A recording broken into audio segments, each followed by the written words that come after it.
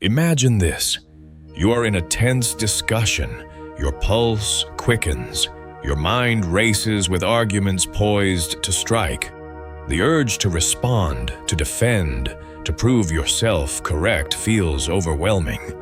But what if I told you that the very moment you feel that desperate need to react, you may have already ceded control? The world conditions us to believe that strength lies in volume, in the ability to debate, to assert oneself, to have a ready retort for every challenge. However, Nietzsche presents a radical alternative. For him, authentic power resides not in dominating conversations or forcefully swaying opinions, but in the conscious choices you make about what not to say.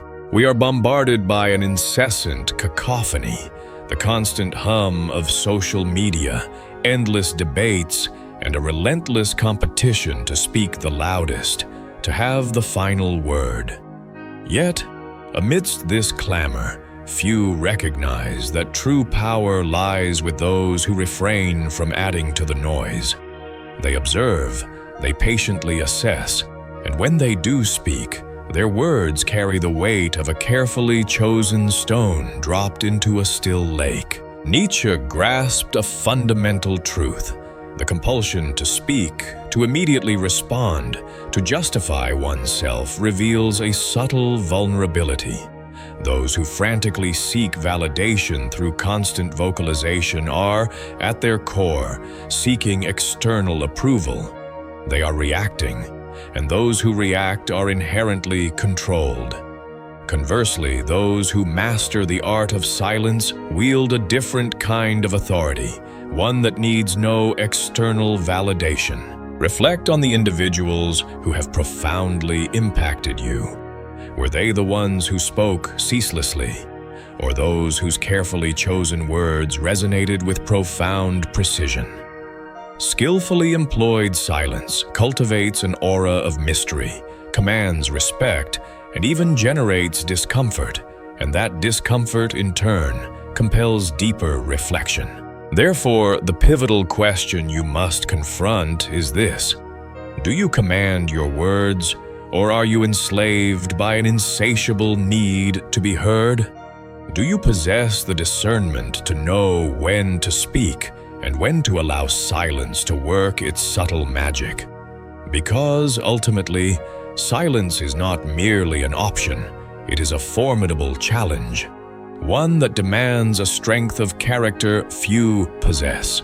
Let us now delve into Nietzsche's perspective on the power of silence and explore how this profound philosophy can reshape your interactions and elevate your position in the world. Master this art, and you will never be perceived in the same light again. Consider the world around you. It has never been so saturated with noise. Everyone espouses an opinion, clamors to be heard, and believes they must constantly contribute to the din. Social media has transformed discourse into gladiatorial contests where triumph is achieved not through the pursuit of truth, but through sheer volume and relentless repetition. Yet Nietzsche would caution us that this obsessive preoccupation with speaking, with instantaneously reacting, with projecting your stance onto the world, is not a manifestation of strength. It is a carefully disguised form of weakness. Pause and contemplate. Why do individuals experience this almost irresistible compulsion to express themselves incessantly? The answer at its core is simple. They harbor a deep-seated fear, a fear of becoming irrelevant, of being overlooked, of having their silence misinterpreted as acquiescence. Consequently, they fill every void with words they often do not fully believe in, but which they utter to stave off the perceived terror of insignificance. But what Nietzsche understood, and what often eludes contemporary understanding, is that the individual who masters silence can never truly be insignificant. On the contrary, They become an enigma, someone who defies easy categorization or prediction, and the unpredictable will always command a greater degree of power than the transparently obvious. The prevailing noise of the world is a meticulously crafted trap, designed to create the illusion that those who speak the loudest, who assert themselves the most aggressively, and who react the fastest, are the ones who ultimately prevail. But that is the flawed logic of the weak. Nietzsche viewed life as a relentless battlefield, and on that field, the warrior who charges headlong into battle is not invariably the one who emerges victorious. More often, it is the one who knows how to exercise patience, who meticulously observes, who discerns the vulnerabilities of their opponent before launching an attack. Consider the true masters of strategy, whether in the realms of philosophy, warfare, or business. They do not speak more than is absolutely necessary. They do not impulsively rush to respond. They do not expend their energy attempting to justify themselves to everyone. They understand that, on occasion, the most effective maneuver is to allow their opponent to exhaust themselves attempting to decipher their intentions. Nietzsche did not perceive silence as a deficiency, but as a potent assertion of strength. Those who master silence control the very rhythm of the interaction. Those who remain silent at the opportune moment compel the other party to speak beyond their intended limits, to inadvertently reveal their weaknesses, to expose themselves to scrutiny. At its heart, modern society is deeply uncomfortable with silence, because silence mandates introspection, and introspection is a dangerous prospect for those who have constructed their identities on a foundation of external validation. Therefore, pose this question to yourself. Are you truly in command of your voice, or are you simply another voice lost within the incessant clamor of the world? Do you possess the wisdom to know when to speak and when to embrace the power of silence? Or do you experience a sense of unease within the void of your own absence?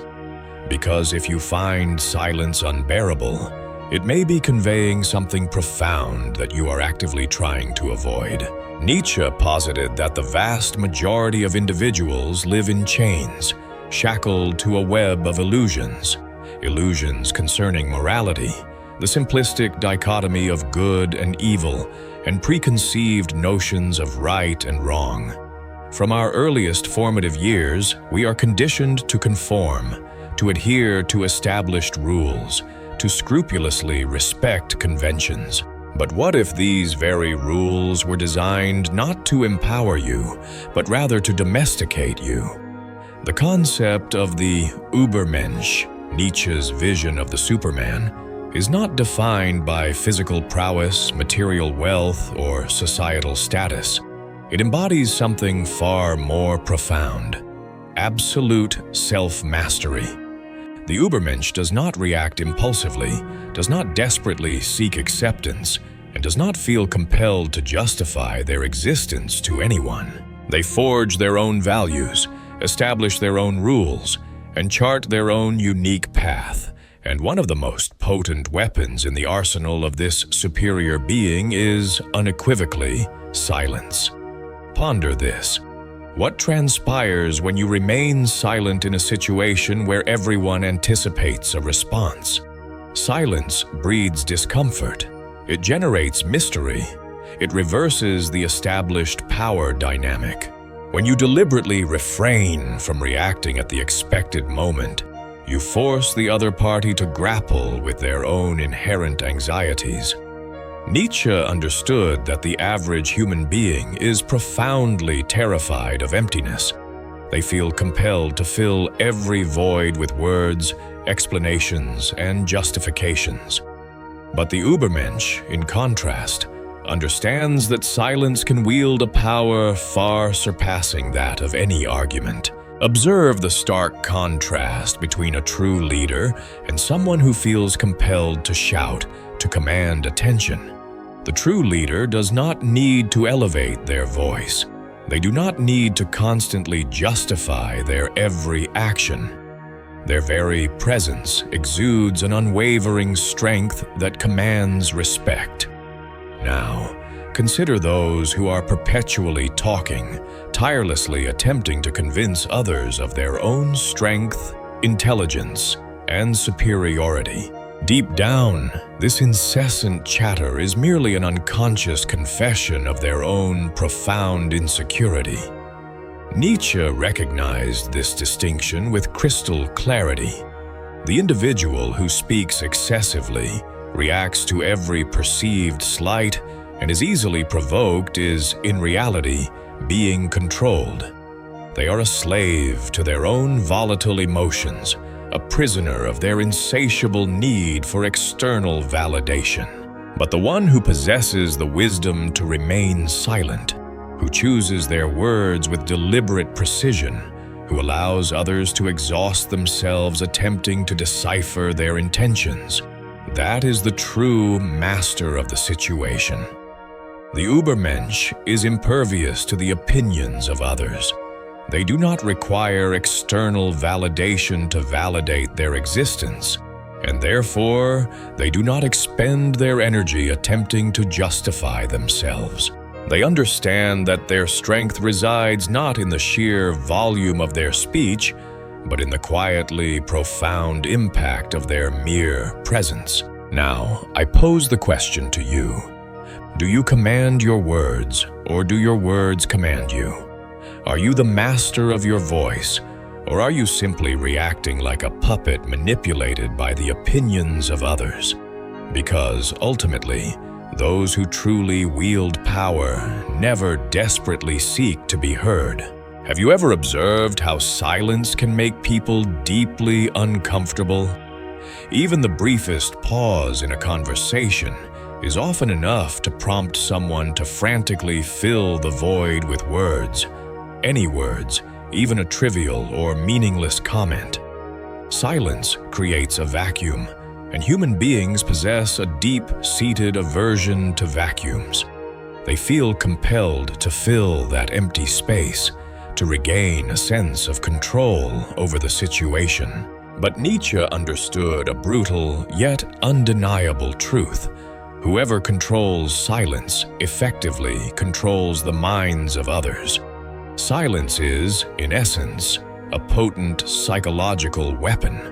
It disarms, it confuses, and it compels the other party to reveal themselves without you having to expend any effort. When someone anticipates a response and does not receive one, their brain enters a state of heightened uncertainty, frantically attempting to decipher the underlying meaning. Are you deliberately ignoring them out of disdain? Do you possess knowledge that they do not?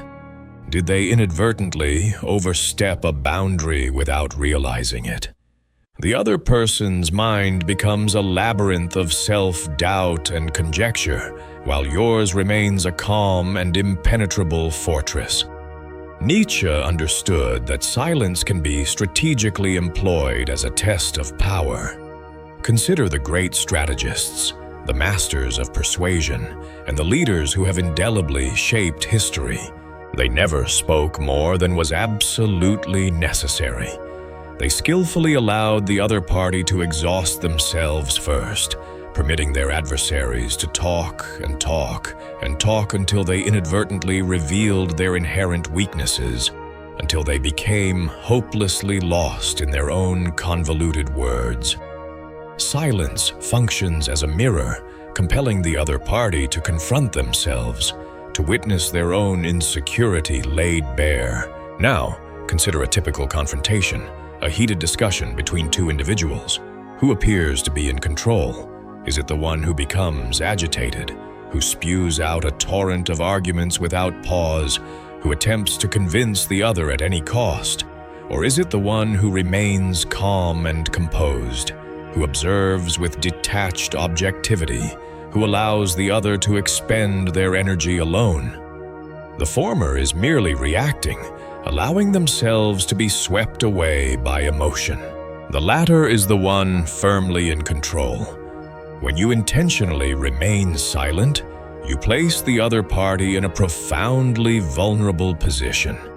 They are free to interpret your silence in a multitude of ways, as disinterest, disdain, or even a veiled display of superiority. But the only certainty they will possess is this: you are not being controlled, and that realization in itself is often enough to make them profoundly uneasy. Nietzsche viewed silence as a direct reflection of inner strength. The one who can endure the discomfort of silence, who does not feel compelled to fill the void with unnecessary words, is an individual who possesses true self-mastery. They do not require external validation from others. They do not feel the need to constantly justify their actions. They do not need to prove anything to anyone. And it is precisely for these reasons that they are perceived as a threat. Now, I urge you to consider: how many times have you felt genuinely uncomfortable with silence? How many times have you frantically attempted to fill a fleeting moment of silence simply to avoid feeling embarrassed or awkward? And more importantly, how many times have you been subtly manipulated by someone who understood the profound power of silence at the opportune moment? Because, in the end, whoever controls silence ultimately controls the game. Silence is not merely a weapon to be wielded against others. It is also a rigorous test of your own internal fortitude.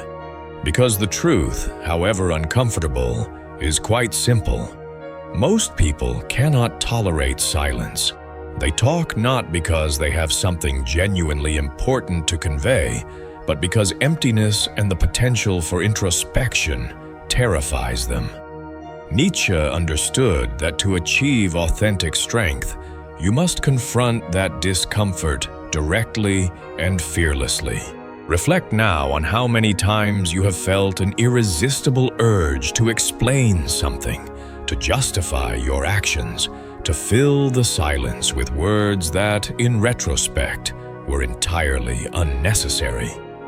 Have you ever noticed that when you deliberately remain silent, the people around you often begin to fidget and squirm?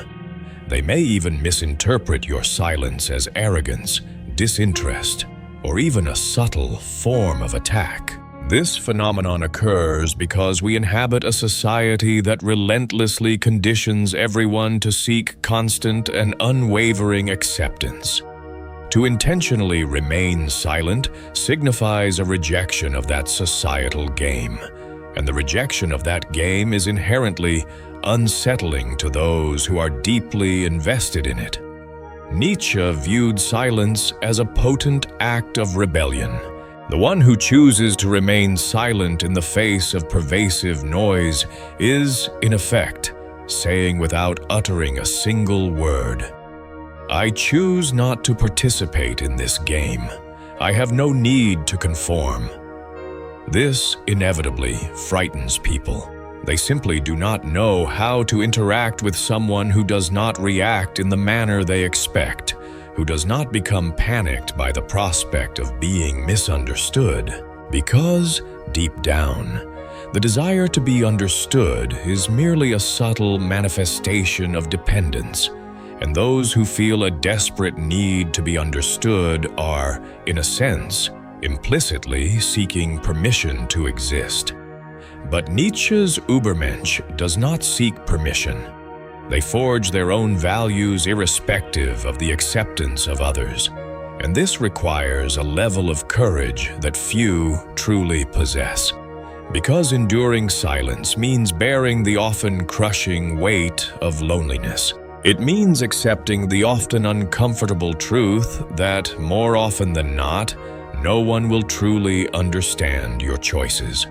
Consider the great thinkers throughout history, the visionaries and the revolutionaries. Their ideas were not immediately embraced with open arms. They were, more often than not, ridiculed, ignored, and actively fought against.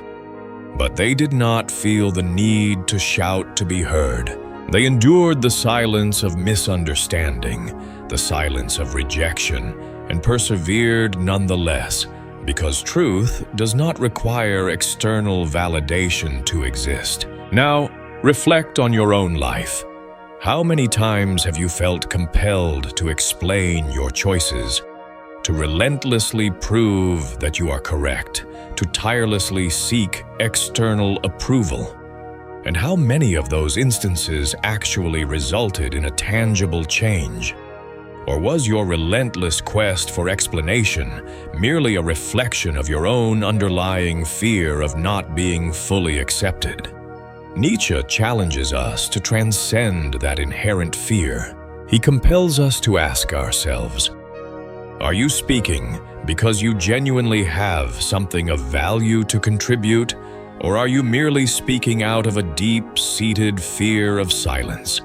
Do you feel a profound need to be understood, or are you strong enough to navigate your life without that constant need for external validation? Because those who fear silence will never truly be free. Silence is not merely an absence of words. It is a powerful tool, a strategic maneuver, a subtle game of power. But like any potent weapon, it must be deployed at the opportune moment. Nietzsche did not advocate for a vow of perpetual silence. He advocated for speaking only when it was truly necessary and beneficial. Now, reflect on all the conversations you have engaged in over the past month. How many of them genuinely mattered? How many were simply meaningless noise? How many times did you find yourself explaining something that required no explanation, responding to trivial provocations, attempting to convince someone who, deep down, would never be swayed from their preconceived notions? How many words did you needlessly expend simply because you felt an inherent need to fill the silence? Nietzsche viewed this type of behavior as a particularly insidious form of psychological servitude. Those who are constantly talking are, by definition, constantly reacting to the world around them, constantly attempting to justify their very existence. But those who speak only when they deem it necessary, when they consciously choose to do so, and when they truly believe that their contribution is worthwhile, are the ones who truly wield power. They are the ones who command genuine respect. Consider the great strategists throughout history. They never spoke more than was absolutely necessary. They possessed the wisdom to know when to strategically retreat, when to patiently wait, and when to intentionally remain silent, so that others would inadvertently reveal their true intentions. And when they finally did speak, their words carried immense weight. Because they were delivered sparingly, because they were meticulously measured, and because they were utterly impossible to ignore. The fundamental problem with most people is that they speak without thinking. They merely react. They fall prey to the carefully laid trap of provocation and feel an insatiable need to always have the final word. They fail to realize that by engaging in this type of behavior, they are unwittingly rendering themselves utterly predictable. Nietzsche understood that unpredictability is one of the most potent weapons one can possess. Those who do not react in the expected manner become an enigma, and mystery will always command a greater degree of power than transparency. So, how can you effectively apply this philosophy to your own life? How can you strategically harness the power of silence? First, cultivate the habit of observing before reacting. The vast majority of people react before fully comprehending the underlying nuances of what is being said. They experience an almost uncontrollable urge to offer an opinion, to correct a perceived error, or to engage in an argument. But the one who has mastered the art of silence patiently waits. They observe with detached objectivity. They meticulously analyze the situation. And only then do they consciously decide whether it is genuinely worthwhile to respond. Second, ask yourself, does this conversation genuinely require my participation? Not every dialogue warrants your valuable time and attention. Many discussions are simply ego-driven games, meaningless battles, where no one is truly interested in the pursuit of truth. If the conversation adds no real value, if the other party is demonstrably unwilling to genuinely listen to your perspective, what is the point of expending your valuable energy? Nietzsche would likely advise, let them talk amongst themselves. Third, when you do choose to speak, speak with deliberate weight and purpose. If you cultivate the habit of speaking less frequently, then every time you choose to open your mouth, people will instinctively pause and listen attentively. Your words will carry a weight and significance that those who habitually talk all the time can never truly attain. You do not need to convince everyone. You simply need to speak in a manner that ensures that every single word resonates with meaning and impact. Because, in the end, it is not about the sheer quantity of words you utter. It is about the magnitude of the impact you create. Now, I ask you, do you command your words or do your words command you? Do you consciously choose when to speak, or do you simply react like a pre-programmed robot driven by an insatiable need to express yourself? Nietzsche teaches us that those who speak less, but speak with deliberate purpose and conviction, will never be ignored. Those who master the art of silence will never be enslaved by the incessant noise of the world. Ultimately, it all boils down to a single fundamental question. Do you control your silence, or does your silence control you? Nietzsche viewed life as a relentless and dynamic game of forces. Within this game, the weak incessantly talk, frantically attempt to justify themselves, and desperately seek to convince others of their worth. The strong, in stark contrast, do not require external approval. They possess a deep understanding that the insatiable need to constantly speak is merely a symptom of underlying insecurity. They intuitively know that the absence of words can often carry far more weight and significance than 1,000 eloquently crafted speeches. Silence is not merely an empty void. It is a powerful reflection of who you truly are at your core. When you consciously choose to remain silent, you force the world to see you without any distractions or superficial adornments. You reveal your authentic essence, and for many, this can be an unbearable prospect because the vast majority of people construct their identities based on how others react to them. But what if you stripped away that reaction? What if you deliberately refuse to provide the answer that they expect? Who would you be without that constant need for external validation? Nietzsche believed that very few individuals are truly ready for that profound and unsettling answer. Few are truly willing to confront the often crushing weight of their own carefully cultivated silence. But those who do, those who diligently master this transformative art, become unshakable and utterly impervious to the capricious whims of the outside world. Because ultimately, it does not matter what others say about you, and it does not matter what others may think of you.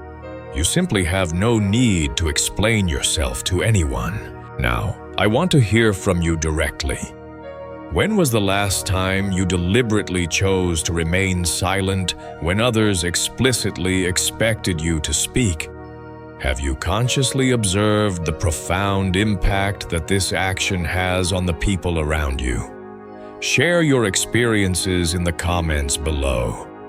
And if this concept has genuinely resonated with you, if it has challenged you in some way, I urge you not to stop here. The next video will delve even deeper into this transformative philosophy, challenging you to reevaluate your fundamental assumptions about power, communication, and the very nature of human interaction. Regardless of what you may already believe you know, it is essential that you watch it now. Prepare to be challenged, enlightened, and ultimately empowered to unlock the profound potential that lies within the art of conscious silence. Watch now. So, to bring it all together, Nietzsche's perspective offers a powerful reminder that true strength isn't about shouting the loudest, but about choosing when to speak and mastering the art of silence in between.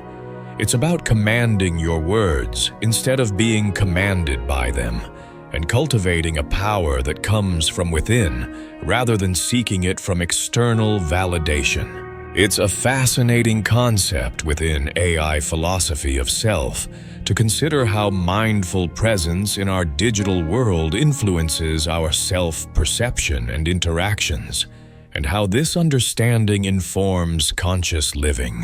Now, I'd love to hear your thoughts. What are your biggest takeaways from this exploration of Nietzsche's philosophy? Have you had any personal experiences where the power of silence played a significant role? Please, leave a comment below. Let's get a discussion going. I'm always eager to read your insights and answer any questions you might have. And if you found this exploration helpful and want to dive deeper into topics like this, from neuroscience content to explore cognitive clarity or mental health tools to enhance your digital wellness, make sure to subscribe so you don't miss future videos. We'll be continuing to explore ways to cultivate a productivity mindset and implement high-performance habits right here on this channel. Thanks for watching.